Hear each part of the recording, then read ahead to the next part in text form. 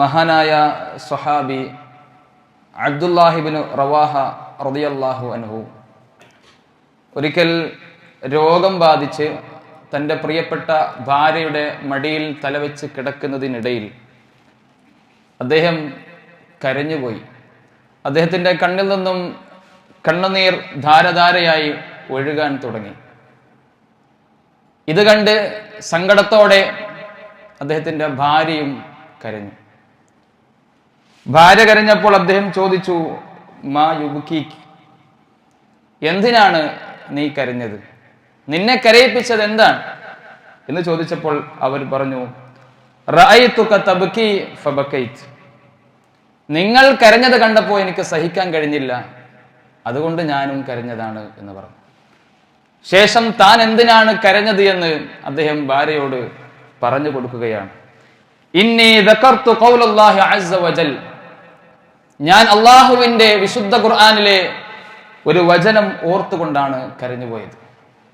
സൂറത്തു മറിയമിലെ 71-ാമത്തെ വചനമായിരുന്നു അത്. അള്ളാഹു പറയുകയാണ്, വഇം മിൻകും ഇല്ലാ വാരിദുഹാ കാന അലാ റബ്ബിക ഹത്മൻ മഖ്ദിയാ. അള്ളാഹു പറയുകയാണ്, വഇം മിൻകും ഇല്ലാ വാരിദുഹാ,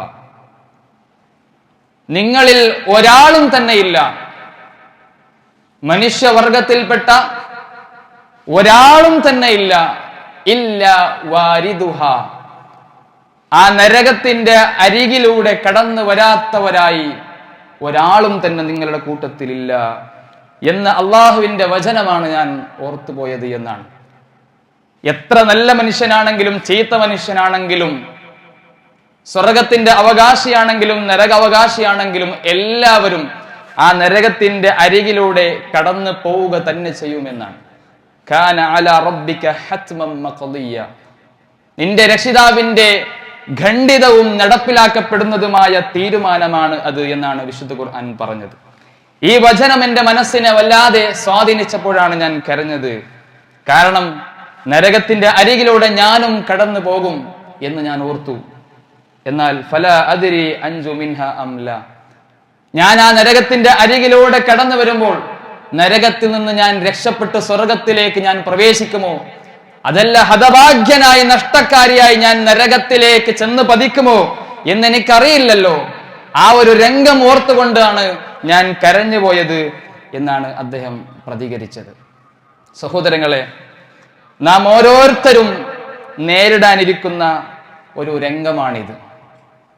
ഒരു യഥാർത്ഥ വിശ്വാസിയെ സംബന്ധിച്ചിടത്തോളം അവന്റെ ജീവിതത്തിലെ ഏറ്റവും വലിയ ആഗ്രഹം എന്നത്, സ്വപ്നം എന്നത്, ഈ പറഞ്ഞ പരലോകത്ത് ഈ ദുനിയാവിൽ നിന്നും നാം പടിയിറങ്ങിപ്പോയി അള്ളാഹുവിന്റെ വിചാരണയും എല്ലാം കഴിഞ്ഞ് ഒരുപാട് കടമ്പകൾ കടന്ന് അവസാനം ആ സിറാത്ത് പാലത്തിലൂടെ പ്രവേശിക്കുമ്പോൾ അവിടെ രക്ഷപ്പെട്ട് സ്വർഗത്തിലേക്ക് എത്തിപ്പെടാൻ കഴിയുക എന്നതാണ് ഒരു യഥാർത്ഥ സത്യവിശ്വാസിയുടെ ജീവിതത്തിന്റെ ഏറ്റവും വലിയ ആഗ്രഹം. അതേ അവസരത്തിൽ അവന്റെ ജീവിതത്തിലെ ഏറ്റവും വലിയ പേടി എന്നത്, ഞാനൊരു പക്ഷെ മരിച്ച് അള്ളാഹുവിന്റെ പരലോക കോടതിയിലേക്ക് എത്തുമ്പോൾ, കർമ്മങ്ങൾ കൊണ്ട് മാത്രം രക്ഷപ്പെടുന്ന ആ റബ്ബിന്റെ കോടതിയിലേക്ക് എത്തുമ്പോൾ, റബ്ബിന്റെ വിചാരണയും കഴിഞ്ഞ് ഖന്ദക്കും കഴിഞ്ഞ് ആ ഘട്ടങ്ങളെല്ലാം കഴിഞ്ഞ് ആ സിറാത്ത് പാലവും കഴിഞ്ഞ് ഞാൻ സ്വർഗത്തിലേക്ക് പ്രവേശിക്കുമോ അതല്ല നരകത്തിലേക്ക് ചെന്ന് പതിക്കുമോ എന്ന പേടിയാണ് ഒരു വിശ്വാസിയെ സംബന്ധിച്ചിടത്തോളം അവന്റെ ഏറ്റവും വലിയ പേടി എന്ന് പറയുന്നത്. ആ ഒരു പേടിയോടുകൂടിയും ഈ ഒരു ആഗ്രഹത്തോടു കൂടിയും ജീവിതത്തെ ചിട്ടപ്പെടുത്തുന്നവനാണ് യഥാർത്ഥ ഒരു മുസ്ലിം എന്ന് പറഞ്ഞാൽ. വിശുദ്ധ ഖുർആനിൽ അല്ലാഹു സുബ്ഹാനഹു വ തആല പറഞ്ഞു, ഫമൻ സുഹ്സിഹ അനിൻ നാരി വഉദ്ഖിലൽ ജന്നത ഫഖദ് ഫാസ്, ആരാണോ നരകത്തിൽ നിന്ന് അകറ്റപ്പെടുകയും സ്വർഗത്തിലേക്ക് പ്രവേശിപ്പിക്കപ്പെടുകയും ചെയ്യുന്നത് അവനാണ് യഥാർത്ഥ വിജയി എന്നാണ് വിശുദ്ധ ഖുർആൻ പറഞ്ഞത്. ആ യഥാർത്ഥ വിജയിയായി തീരാനുള്ള, ആ തന്റെ ആഗ്രഹ സഫലീകരണത്തിനുള്ള വിഭവങ്ങൾ ഒരുക്കാനുള്ള താൽക്കാലികമായ അല്പനേരത്തേക്കുള്ള ഏത് സമയത്തും നിലച്ചു പോകുന്ന ഒരു ഇടമാണ് ദുനിയാവ് എന്ന് പറയുന്നത്.